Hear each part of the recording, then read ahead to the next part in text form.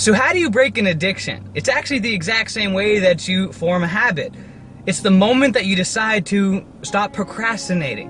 And I've had to overcome, addictions in my life, some severe and some not so severe, and something that I learned that helped me to overcome addictions and be able to form positive new habits in my life is a self-hypnosis practice. I learned from NLP and visualization, and this may sound kind of new agey to you, but let me just put into perspective context. I have a daughter, she's almost 3 years old, and she's 2.5 years old, and we were watching the movie Frozen over the weekend, and the next thing you know, 2 days later, I'm walking around humming to myself, do you want to build a snowman? And because that's the power of hypnosis in a way. I was hypnotized by that movie and by that song, that catchy lyrical song that got implanted into my mind, and that's the power of our brain.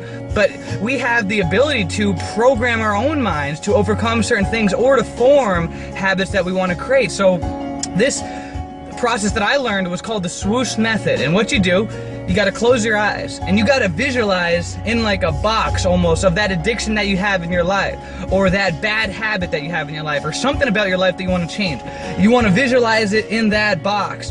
So like for myself, for example, I used to sleep in, and I knew that wasn't a good habit. I was the type of person that I would hit the snooze 10 times until the thing broke. I just keep hitting snooze. I'd want to get up, early, and next thing you know, it'd be 2 hours later and I'd still be sleeping. So that was a bad habit of mine. So I would visualize that in myself, seeing myself hitting the snooze, sleeping in, waking up the next morning feeling like a procrastinator and not liking that feeling. Then down in the bottom corner of my visualization screen, what I would visualize is me hitting the alarm clock at 7, 6, 5 o'clock in the morning, really early. And now I get up every day at 5 o'clock in the morning, but I would visualize myself. Used to be getting up at 8 a.m. was a struggle for me. So first I started out visualizing myself just getting up, just setting the alarm and sticking to it. I would visualize myself. I would visualize me getting out of, hearing the alarm, hitting it, just getting out of bed. Visualize it, hitting it, get out of bed. And so what you would do, that's in the small section of the screen right here, and in the big section over here is the bad habit. So then you do what's called the swoosh method, where you swish them around. You take the negative down there and you blow it up. So then in the big peripheral vision of what I'm visualizing, I would see the type of reality I'd want to create. The me that was just getting up early, hitting the alarm clock, boom, on my day, feeling great, not wasting any time. Then immediately I'd open up your eyes. So that way your last imprint on your mind was that reality you want to create.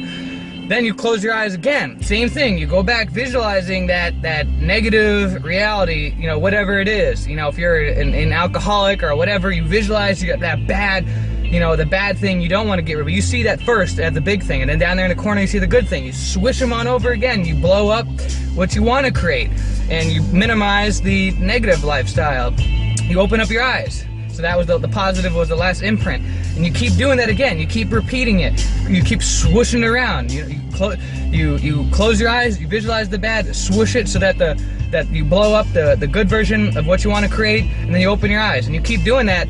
And I did that. I kept doing that until finally I was able to get to the point where I could get up at 8 a.m., then 7 a.m., then 6 a.m. Now I get up in the morning on weekdays every day at 5 a.m. and I'm able to do that. But it all started with visualizing it first.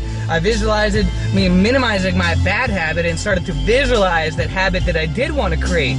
And that's what made that be able to become a reality for me. It's a self-hypnosis type of a technique, but if you practice it, it will work. There's a lot of research on it, and guys, whatever your addiction is, whatever the habit that you want to create in your life that you want to make a reality, you can do it. Just believe in it, visualize it, and you got to see it before you can achieve it.